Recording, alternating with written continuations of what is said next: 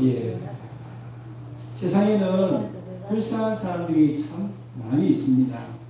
지진이나 홍수를 그런 당한 사람들, 부모 형제도 없는 고아들, 전쟁으로 피해를 입은 사람들, 어쩔 수 없이 나라와 고향을 떠난 난민들, 여러 가지 사건 사고의 희생자들, 아마 저와 여러분 주변에도 그런 불쌍한 사람들이 많이 있을 거예요.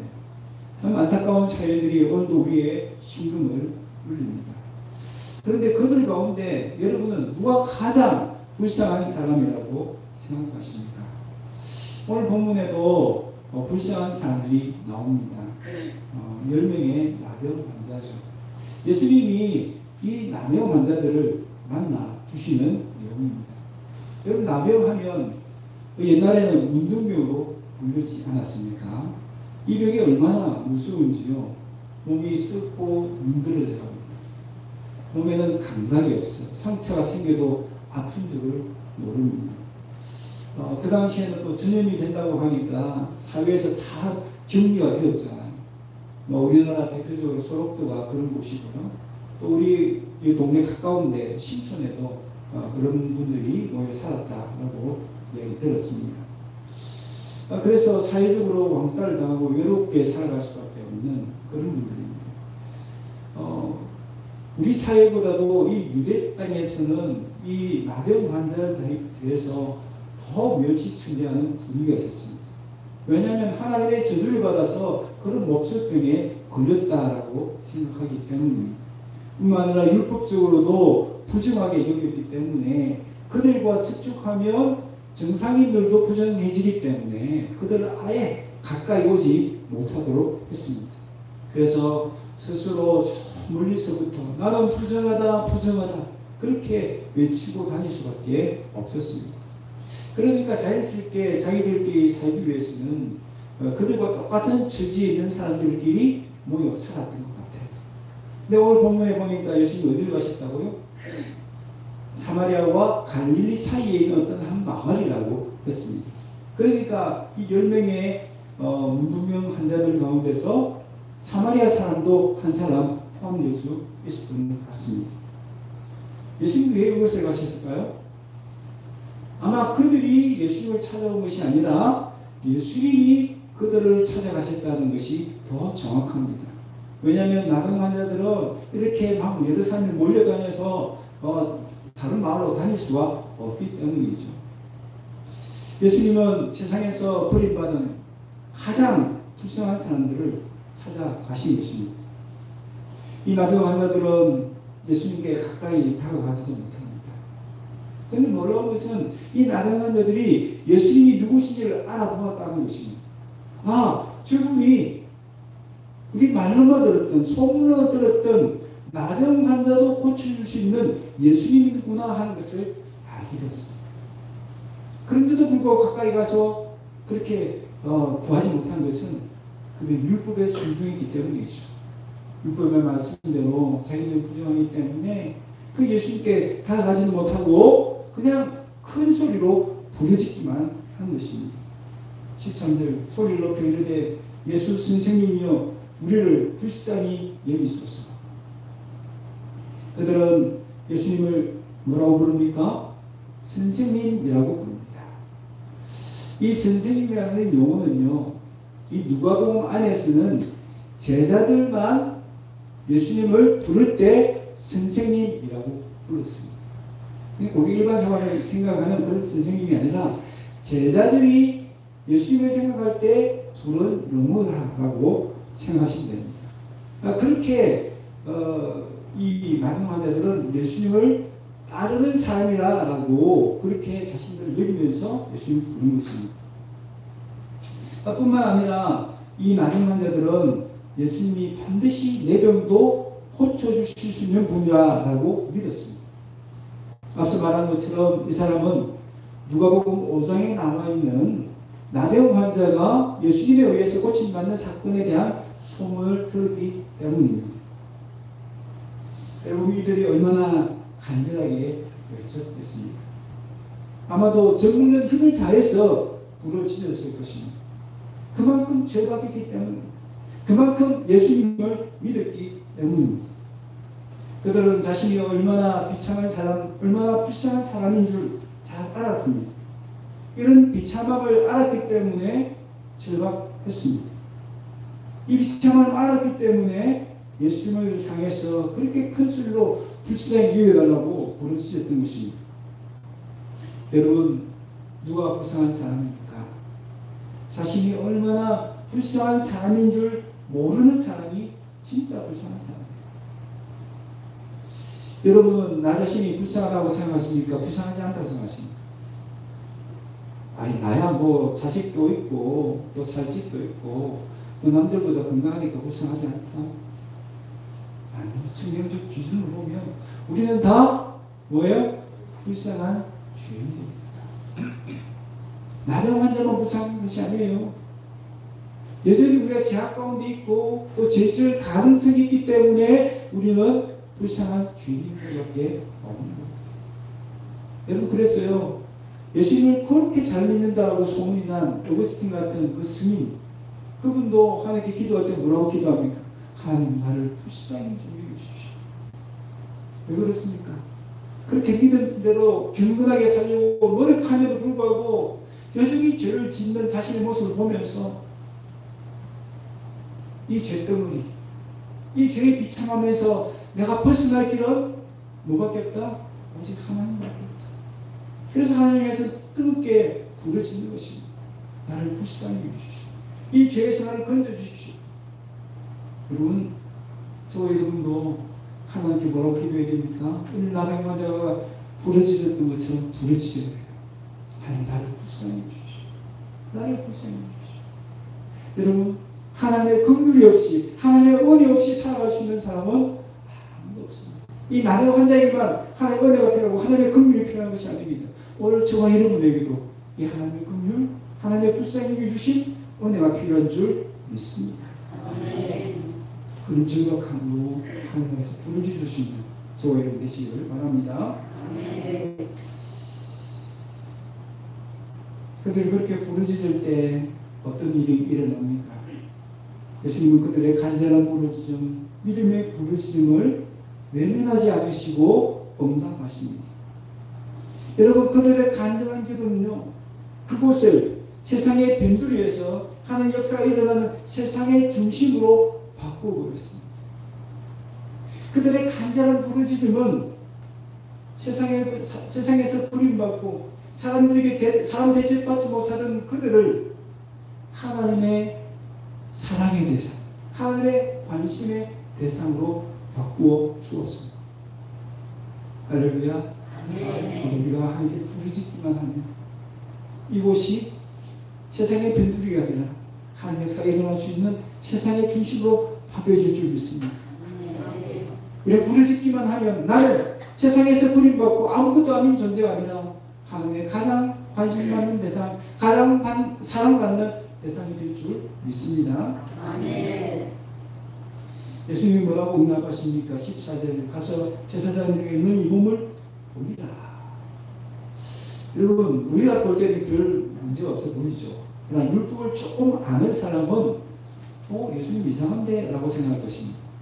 왜냐하면 율법의 규례를 보면 누가 제사장에게 몸을 보입니까? 몸을 보인다는 말은 긍정을 받는다는 뜻이에요.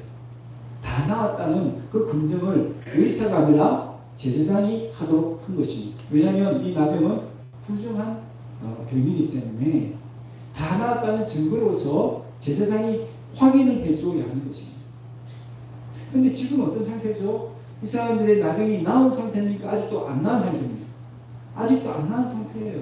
예수님이 이들의 병을 고치지 않았는데도 불구하고 제사장에 가서 너희 몸을 보이라 라고 말씀하신 겁니다.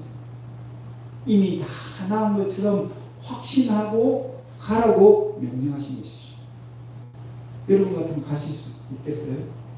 아니, 내 몸에 나병이 그대로 있는데 어떻게 제사장에게 내 몸을 보이지? 염려하거나 안 나오면 어떻게 하지? 의심하거나 두려워할 수 있습니다. 그런데 여러분 어떻습니까? 아무런 의심도 하지 않습니다. 어떤 불평의 말도 쏟아놓지 않습니다. 예수님 말씀하신 그대로 믿음으로 순종하여 나아갑니다. 그들의 믿음이 대단하지 않습니까? 어떻게 그들이 이 예수님의 말씀을 확신하고 믿고 나아갈 수 있었을까요? 예수님에 대한 신뢰가 있었기 때문입니다. 여러분, 우리가 환자라고 생각하십시오. 환자로서 정말 믿을만 하고 권위 있는 의사를 만나면 어떻습니까? 그 의사의 말을 듣습니다. 그런데 소문에 이 의사는 돌팔이야. 사람들을 누릇 괴롭힌 사람이야. 그러면 그 의사의 말을 들을까요? 같은 의사라도 믿을만하지 못한 의사의 말은 듣지 않을 것입니다. 여러분, 이 나병 환자들은 예수님의 말씀을 그만큼 신뢰한 것입니다. 왜요? 예수님을 신뢰했기 때문이죠. 그들이 내디딘 이 믿음의 발걸음으로 인해서 곧 놀라운 역사가 일어납니다. 그들의 인생을 비참하게 만들었던 나병이 깨끗하게 낫게 됩니다. 그런데 여기서 우리가 잊지 말아야 될 것이 있습니다. 여러분, 그들이 왜 병에서 노임을 받았습니까? 그들 믿음 때문인가요? 그들 믿음이 대단해서 그런가요? 우리 지난주에 살펴봤잖아요. 믿음은 크기가 아니라 뭐라고요? 믿음은 질이다. 겨자씨만한 작은 믿음만 있어도 하나님께서 불가능한 일도 행하실 수 있다. 여러분, 뭐 때문에 역사가 일어나죠? 믿음의 크기가 아니라는 겁니다. 누가 크시기 때문에? 하나님이 크시기 때문에. 하나님이 위대하시기 때문에 믿음의 역사가 일어난다는 것이죠. 다만 하나님이 우리의 작은 믿음이라도 쓰시기 때문에 그런 역사가 일어난다는 것입니다. 하나님은 겨자씨만한 그들의 작은 믿음을 통해서도 하나님 놀라운 역사를 이루어내실 수 있다는 것을 기억해야 합니다. 여러분, 오늘도 우리에게는 우리 믿고 따라야 될 하나님의 말씀들이 많이 있는 줄 믿습니다. 정말 우리 믿기만 하면, 그 말씀대로 믿기만 하면 하나님께서 그 믿음을 통해서 놀라운 역사를 이룰 수 있습니다. 문제는 무엇입니까? 내가 믿고 순종하여 믿음의 첫걸음을 내딛지 않는다는 것입니다. 이런저런 계산을 하면서 망설이고 주저한다는 것입니다. 여러분, 그 결단이 늦어지는 것만큼 하나님의 역사를 경험하는 것도 늦어질 수밖에 없다는 것을 기억해야 합니다. 여러분, 누가 불쌍한 사람입니까? 하나님의 말씀을 듣고도, 예수님의 말씀을 듣고도 믿음의 첫걸음을 내딛지 못하는 사람입니다. 제사장에 내 몸을 보이라 라고 했을 때에 이 10명이 그 말씀을 의심하거나 두려워하거나 염려해서 가지 않았다면, 순종하지 않았다면 어떻게 그들의 병이 나았었겠습니까? 믿음의 첫걸음을 내딛는 것이 어려울 수도 있습니다. 그러나 믿음의 첫걸음을 내딛기만 하면 그때부터 누가 역사합니까? 하나님이 역사하기 시작하시는 것입니다.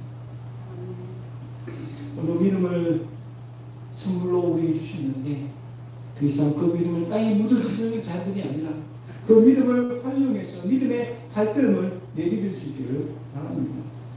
네. 말씀을 통해서 하나님은 오늘 우리를 이끌어 주십니다. 그 말씀에 이끌릴 수 있기를 바랍니다. 이끌리는 것이 은혜인 줄 믿습니다. 네. 내가 아무리 연약해도 하나님 우리의 그 믿음을 통해서 놀라운 역사를 이루실 것을 믿으시기를 바랍니다. 여러분 생각해 보십시오. 남북군락 여리고성은 언제 무너졌습니까? 언제 무너졌습니까? 이스라엘 백성들이 믿음으로 행진했을 때 무너졌습니다. 하나님도 이 믿음의 행진의 낯을 사람들을 찾고 계십니다. 저와 여러분이 바로 하나님 찾으시는 믿음의 행진의 앞장서는 저와 여러분 다 되시기를 바랍니다. 10명의 나병 환자들은 나병이 낫지 않았음에도 불구하고 제사장의 검증받기 위해서 믿음의 발걸음을 내디뎠습니다. 그런데 놀랍게도 가는 길에 나병이 깨끗이 낫게 됩니다. 믿음의 첫걸음을 내디뎠을 때에 하나님께서 역사하신 것입니다. 나병이 깨끗이 나은 것을 보고 그들이 얼마나 기뻤겠습니까? 여러분 한번 상상해 보십시오. 그동안 받았던 그 서름들 또 외로움들 얼마나 컸겠습니까? 육체적인 고통 말로 할 수 없을 것입니다. 또 어차피 이러다가 죽게 될 것이라는 죽음의 공포 얼마나 컸겠습니까? 이제는 그 모든 것으로부터 해방될 수 있게 되었습니다. 아마 서로 얼싸안고 기쁨을 나누었을 것입니다. 그러다가 정신이 번쩍 들었겠죠. 아니 여기 그냥 있으시면 안 돼. 빨리 어디로 가야 되죠? 빨리 제사장에 가야죠. 제사장에 가서 빨리 한시라도 몸의 검증을 받고 가족에게로 가야 되지 않습니까? 그런데 단 한 사람은 그의 걸을 방향이 다른 사람은 뭐 다릅니다. 다른 사람들은 제사장이 있는 성전으로 가고 있는데 이 사람은 참된 성전으로 오신 예수님께로 가고 있습니다. 왜 그렇습니까? 이유가 뭡니까? 15절 보세요. 그 사람은 다른 사람이 보지 못한 것을 보았기 때문입니다. 15절 보면 이 사람은 자신이 병이 나은 것을 보았어요. 목사님, 나머지 9명도 나병이 나은 것을 보지 못했을까요? 보았겠죠. 근데 왜 이 성경 저자는 이 한 사람만 본 것처럼 기록했을까요? 그것은 다른 사람들은 이 나은 것을 통해서 보지 못한 것을 이 사람은 보았다라는 것을 강조하기 위해서 마치 이 사람만 본 것처럼 그렇게 기록한 것입니다. 그렇다면 이 사람만 본 것이 뭡니까? 이 나병을 낫게 한 것은 하나님이요. 뿐만 아니라 제사장이 내 몸을 보이라고 했던 그 예수님이라는 것을 깨닫게 된 것입니다. 무슨 말이에요? 그 예수님이 우리의 구세주요. 그 예수님이 바로 하나님이시라는 것을 보게 된 것입니다. 남들이 보지 못한 눈이 열린 것이죠. 영안이 열린 것입니다. 그래서 그는 예수님께로 들어갑니다. 뭐 하려고? 예수님께 그냥 감사합니다 인사하기 위해서 가는 것이 아니고요. 그 예수님께 경배하기 위해서. 그래서 성경에 보면 큰 소리로 하나님께 영광을 돌리면서 예수님께 나아가 뭐 합니까? 무릎 꿇고 엎드려 감사를 표합니다. 이것의 감사는요, 단지 내 병을 낫게 해주셔서 감사합니다. 그런 인간적인 인사치레의 감사가 아니에요. 물론 그것도 포함되지만 그 이상입니다. 바로 하나님을, 예수님을 하나님으로 경배하는 것입니다. 단지 고맙다는 인사하기 위해서 온 것이 아닙니다. 예수님이 하나님이신 믿고 하나님이신 예수님을 경배하기 위해서 온 것입니다. 예수님은 이 사람에게 묻습니다. 10사람이 다 깨끗함을 받았는데 나머지 9명은 어디입니까? 사실 이것을 몰라서 묻는 질문이 아닙니다. 몰라서 묻는 질문이 아니고요. 이 질문에는 뭐가 담겨 있습니까? 예수님의 안타까움, 예수님의 답답함, 예수님의 분노가 이 속에 다 담겨 있는 것입니다. 무엇입니까? 그 9명도 당연히 이 치유의 기적을 통해서 예수님을 믿고 구원받기를 바라시는 그 안타까운 마음, 그 불쌍히 여기는 마음이 이 질문 속에 담겨 있는 것입니다. 예수님은 그들의 육체뿐만 아니라 영혼까지 구원하기를 원하셨기 때문입니다.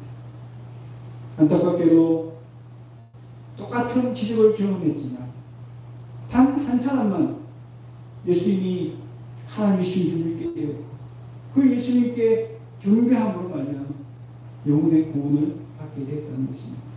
나머지 9명은 어디 갔습니까?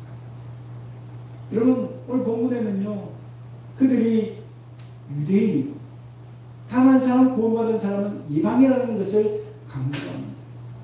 그 당시에 사람들은 정했습니다. 이방인들은 하나님의 구원으로부터 멀리 떨어져 있는 사람이다. 구원받을 수 없는 사람이다. 여겼던 사람입니다. 그런데 그 사람이 오히려 예수를 믿고 구원을 받았습니다.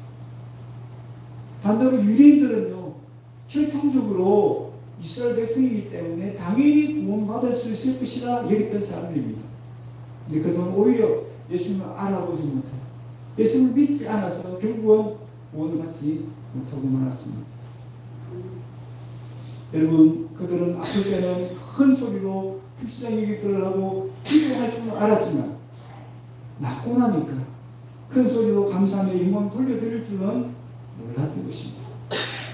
오늘 저와 여러분 어떻습니까? 우리는 큰 소리를 부르짖는 것은 잘합니다. 당연히 그렇게 해야 되고 잘하는 것입니다. 그러나 그 부르짖는 기도만큼 우리 하나님께 큰 소리로 찬양과 영광을 올려드리고 있습니까? 비교해 보십시오. 급할 때는 하나님을 찾다가 다 이루려고 나면 그냥 하나님을 모른 척 지나가고 있지는 않습니다. 예수님은 엎드려 경배하는 이방인 향해서 놀라운 선포를 했습니다. 내 믿음이 너를 구원하였느니라. 여러분, 이 사람은 육체의 심정에서 해방되었을 뿐만 아니라 영혼의 구원까지 받게 되었습니다. 영혼이 죽을 수밖에 없었던 죄인이 하나님의 자녀가 되는 복을 받게 된 것입니다. 내 믿음이 너를 구원하였느니라. 이 믿음의 이 놀라운 선포를 저와 여러분도 들을 수 있기를 바랍니다. 여기서 믿음이 무엇입니까? 이 믿음은 지난 시간만한 계자시만한 정말 작은 믿음, 작지만 그 안에 생명이 있는 참된 믿음을 보면 오늘 본문에 나오는, 오늘 본문에도 여러 가지 믿음이 나오죠. 어떤 믿음이 나옵니까? 부르짖는 믿음, 순종하는 믿음, 경배하는 믿음. 이것의 믿음은 이 세 가지가 다 합쳐진 믿음이라고 볼 수 있습니다. 오늘 이 믿음이 오늘 저와 여러분이 있는지 점검해 볼 수 있기를 바랍니다. 여러분, 누가 가장 불쌍한 사람입니까? 오늘 본문에 보니까 어쩌면 이 9명이 가장 불쌍한 사람이 아닐까요? 그들은 예수님의 말씀에 순종하여 믿음의 기적을 체험하기도 했습니다. 그러나 예수님을 하나님을 믿고 경배하는 믿음의 자리까지는 나아가지 못했습니다. 그래서 그들 눈앞에서 영혼의 선물, 구원의 선물을 놓쳐버리고 말았습니다. 여러분, 사람들은요, 그가 처한 불쌍한 환경, 비참한 상황이 문제라고 생각합니다. 그래서 그 상황이 바뀌기를 바라고 그 환경이 바뀌기를 간절히 바라죠.